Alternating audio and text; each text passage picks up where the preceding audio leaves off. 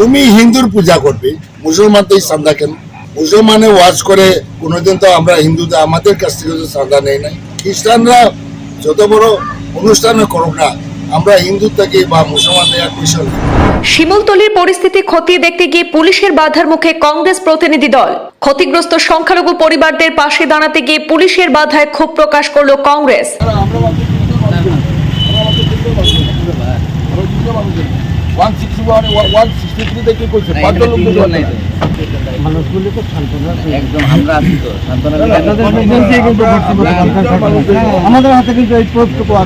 শিমুলতলি এলাকায় সংখ্যালঘু সম্প্রদায়ের একাধিক বসতবাড়ি, মসজিদ, দোকানপাট এবং যানবাহনের ক্ষয়ক্ষতির ঘটনা। পরিস্থিতি দ্রুত অস্থির হয়ে পড়লে আতঙ্কের কারণে বহু পরিবার সাময়িকভাবে এলাকা ছাড়তে বাধ্য হয়। এখনো ক্ষতিগ্রস্তদের মধ্যে নিরাপত্তা নিয়ে উদ্বেগ এবং অনিশ্চয়তার পরিবেশ।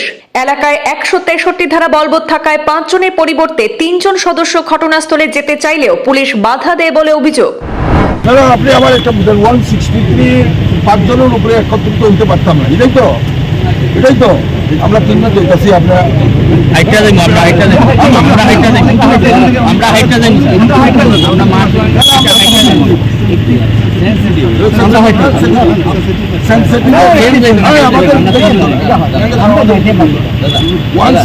মানে কি আমার 163 5 জনের উপরে দেখতে পারতাম না, আমরা হিংসার শিকার সাধারণ মানুষদের সঙ্গে কথা বলাই যদি অপরাধ হয়, তাহলে রাজ্যে গণতন্ত্র বলে আর কি অবশিষ্ট থাকে?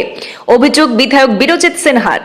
ঊনকোটি ত্রিপুরা জেলার ফটিকরা থানাধীন শিমুলতলিতে গতকাল ঘটে যাওয়া উত্তেজনাপূর্ণ পরিস্থিতি এবং অগ্নিসংযোগের ঘটনার পরিপ্রেক্ষিতে প্রকৃত অবস্থা খতিয়ে দেখতে আজ রবিবার সকালে ঘটনাস্থলে পৌঁছান কংগ্রেস পরিষদীয় দলনেতা তথা বিধায়ক বিরজিৎ সিনহা এবং ঊনকোটি জেলা কংগ্রেসের সভাপতি মোহাম্মদ বদরুজ্জামান সহ জেলা কংগ্রেসের অন্যান্য নেতৃত্বরা। কিন্তু ক্ষতিগ্রস্ত সংখ্যালঘু পরিবারগুলির সঙ্গে কথা বলতে এবং পরিস্থিতির সরজমিনে সেখানে পরিদর্শন করতে গেলে পুলিশ প্রশাসনের পক্ষ থেকে তাদেরকে বাধা দেওয়া হয়, এমনই অভিযোগ করেছেন বিধায়ক বিরজিৎ সিনহা। গতকালের এই ঘটনায় শিমুলতলি এলাকায় সংখ্যালঘু সম্প্রদায়ের বেশ কয়েকটি বসতবাড়ি, স্থানীয় মসজিদ, দোকানপাট এবং যানবাহনে ক্ষয়ক্ষতির ঘটনা ঘটেছে। পরিস্থিতি দ্রুত অস্থির হয়ে পড়লে আতঙ্কের কারণে সেখান থেকে বহু পরিবার সাময়িকভাবে এলাকা ছাড়তে বাধ্য হয়েছে। এখনো শিমুলতলিতে ক্ষতিগ্রস্তদের মধ্যে নিরাপত্তা নিয়ে উদ্বেগ এবং অনিশ্চয়তার পরিবেশ বিরাজ করছে। এই পরিপ্রেক্ষিতে আজ সকালে সেখানে ক্ষতিগ্রস্ত পরিবারগুলির পাশে দাঁড়াতে ঘটনাস্থলে গেলে কংগ্রেস নেতৃত্বকে বাধা দেওয়া হয় বলে অভিযোগ উঠেছে। এই বিষয়টিকে গণতান্ত্রিক অধিকার খর্ব করার শামিল বলে তীব্র ভাষায় নিন্দা জানিয়েছেন কংগ্রেস পরিষদীয় দলনেতা বিধায়ক বিরজিৎ সিনহা এবং তার বক্তব্য যে হিংসার শিকার সাধারণ মানুষদের সঙ্গে কথা বলাই যদি সেখানে অপরাধ হয়, তাহলে রাজ্যে গণতন্ত্র বলে আর কি অবশিষ্ট থাকে, এই প্রশ্ন তুলেন তিনি। প্রশাসন কার স্বার্থে সত্য আড়াল করতে চাইছে তা নিয়েও সন্দেহ তৈরি হচ্ছে। ঊনকোটি জেলা কংগ্রেসের সভাপতি মোহাম্মদ বদরুজ্জামানও প্রশাসনের ভূমিকা নিয়ে ক্ষোভ প্রকাশ করেছেন। তিনি বলেন, ক্ষতিগ্রস্ত সংখ্যালঘু পরিবারগুলি আজ নিরাপত্তাহীনতায় ভুগছে, অথচ তাদের পাশে দাঁড়াতে গেলে কংগ্রেসকে বাধা দেওয়া হচ্ছে। বিষয়টি শুধু দুঃখজনক নয়, অত্যন্ত উদ্বেগজনক বলেও তিনি মন্তব্য করেছেন। এই গোটা ঘটনাকে কেন্দ্র করে রাজনৈতিক মহলে তীব্র প্রতিক্রিয়া সৃষ্টি হয়েছে। প্রশ্ন উঠছে যে পরিস্থিতি সেখানে কবলিত এলাকায় জনপ্রতিনিধিদের প্রবেশে বাধা দেওয়ার প্রশাসন কি বার্তা দিতে চাইছে? ক্ষতিগ্রস্তদের বক্তব্য কি ইচ্ছাকৃতভাবে সীমিত করা হচ্ছে? এমন নানা প্রশ্ন সেখানে উঠে আসছে। শিমুলতলিতে এখনো থমথমে পরিস্থিতি বিরাজ করছে গতকালের ঘটনার পর থেকে। নিরাপত্তার স্বার্থে কড়া পুলিশি নজরদারি থাকলেও সেখানে সাধারণ মানুষের আস্থা কিন্তু পুরোপুরি ফিরে আসেনি এখনো। প্রশাসনের নিরপেক্ষতা এবং ভূমিকা নিয়েও অনেক প্রশ্ন উঠছে সেখানে। ফটিকরায় শিমুলতলি আজ শুধু একটি ঘটনার কারণেই নয়, গণতান্ত্রিক পরিসর নিয়েও আলোচনার কেন্দ্রবিন্দুতে উঠে এসেছে। হায়দ্রাবাদ গ্রামে ফটিকরা বিধানসভা কেন্দ্রে শিমুলতলা যে জায়গাটার মধ্যে সংখ্যালঘু মুসলিম সম্প্রদায়ের বাস কিছু, এবং সেখানে বিজেপির কিছু লোক চাঁদা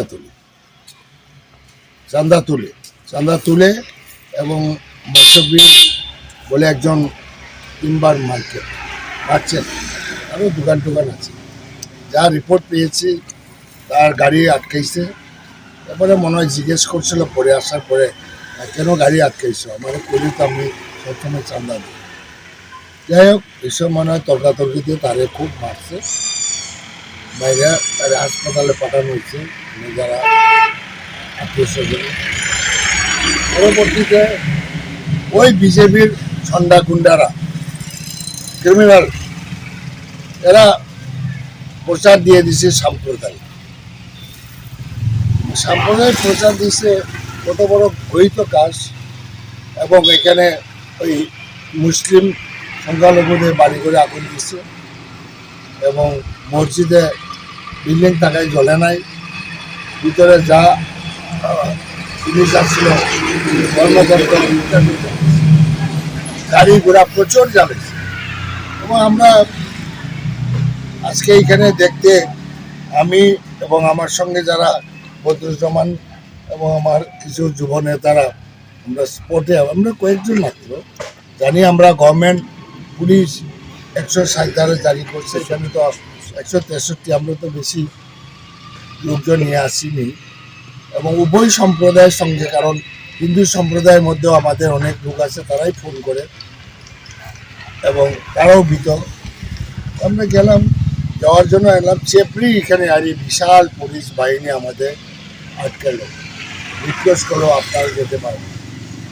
আমরা তখন আমরা বললাম, আমি বদরুজ্জামান, সামর ভট্টায় 3 জন যাবো, আপনারা গাড়ি অ্যালাউ না করলে আমরা পায়ে হেঁটে যাবো, উভয় সম্প্রদায়ের সঙ্গে আমরা শান্তির কথা বলি। যাই হোক, আমাদের আটকালো, ঢুকতে দিল না, আমরা ফিরত এসেছি। কিন্তু প্রতীয়মান যে এখান থেকে নির্বাচিত বিজেপির যে এমএলএ, বর্তমানে রাজ্য মন্ত্রিসভার সদস্য সুধাংশু দাস, উনি সবসময় প্রেস মিডিয়াতে কমিউনাল বিষ সরিয়ে যান, সাম্প্রদায়িক বিষ উনি সরাচ্ছে। এবং আমরা চিফ মিনিস্টারের গোচরও আনছি, এবং উনি তবুও সাম্প্রদায়িক বিষ উনি সরিয়ে যাচ্ছে। আমার মনে হয় তারই বিস্ফোরণ হয়েছে এই ঘটনা, এবং আমরা খুবই দুঃখিত এবং নিন্দা করি। এই গরিব মানুষের বাড়িঘর এত সম্পত্তি নষ্ট করলো, মোবাইল নিয়ে গেল, সোনা অলংকার নিয়ে গেল, এবং কি পশু পালিত পশু বর্জন নিয়ে গেল। এবং কঠোর থেকে কঠোর শাস্তি দেওয়া উচিত। এবং বিজেপি সরকার এখানে আসার পরে